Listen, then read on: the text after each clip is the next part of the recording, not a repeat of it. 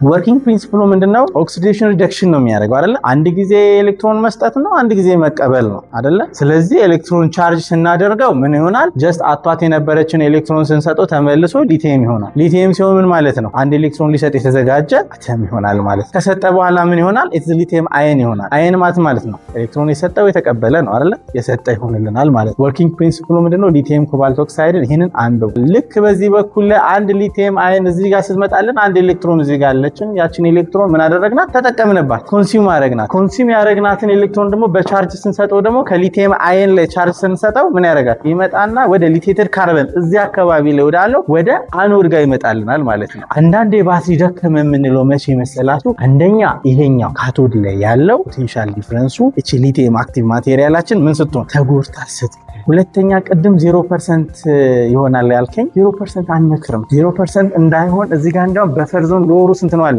10 አይደለ? 10% ባትሪ ያለው እኮ ነው 0% ብሎ የሚነግር። ለምን እንደሆነ ታውቃላችሁ? ሁልጊዜ አርኪቴክቸሩ ላይ እንደቀላል ነው የጻፍኩላችሁ፣ እናንተ በደንብ አንብቦት። እዚህ ጋር ኮፐር አለ ከረንት ኮሌክተሩ። ይሄ ከረንት ኮሌክተሩን ሎ ስቴት ኦፍ ቻርጅ ላይ ሲሆን ዲሶሉሽን ኦፍ ኮፐር ይመጣብናል። ከረንቱን ኮሌክት አድርጎልን የሚሄድበት ነገር ላይ ከሌለ ከረንቱን ይሄ ኮፐር የለም ማለት ከኤሌክትሮኑ መጥቶ ወዴት ይውጣ? ስለዚህ ዲሶሉሽን ኦፍ ኮፐር ያጋጥመናል።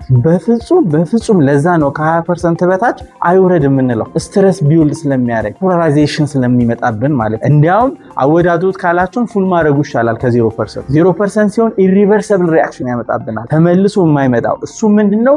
ዲሶሉሽን ኦፍ ኮፐር የምንለው ነገር ላይ ኮፐሯ ተበልታ ታልቅብናለች። የመጀመሪያው። ሁለተኛ ነገር ላይ እዚህ ጋር SEI የሚባል አለ፣ ሶሊድ ኤሌክትሮላይት ኢንተርፌስ። የመጀመሪያው አኖድ ከኤሌክትሮላይት ጋር ምን መደረግ የለበትም? መገናኘት የለበትም ስለሚበላው ማለት ነው። ስለዚህ እሱ እንዳይሆንበት የተወሰኑ ፐርሰንት ሊቲየም መጀመሪያ መጥተው ምን ያደርጋሉ? አኖድ ላይ ፊልም ይሰራል። ፕሮቴክሽን ሌየር ናቸው። ማወራላችሁ ስለ ማይክሮስኮፒክ የሆኑ ነገሮች ናቸው።